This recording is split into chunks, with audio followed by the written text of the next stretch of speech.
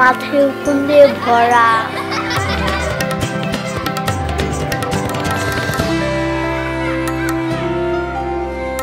কি ব্যাপার নিতু, কান্না করছো কেন মা? আজকে ওরা আমার সাথে টিফিন করেনি। মিস, কি করে ওর সাথে টিফিন খাবো? ওর মাথায় যে উকুন।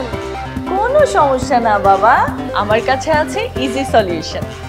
এই যে আম্মু, এখন থেকে তোমাকে উকুন নিয়ে আর কেউ বুলিং করবে না। হাই বন্ধুরা, কেমন আছেন তোমরা? করতে কেশ ইমান তেল দারুণ বেশ উকুনের ত্রাস ইমানে বিশ্বাস।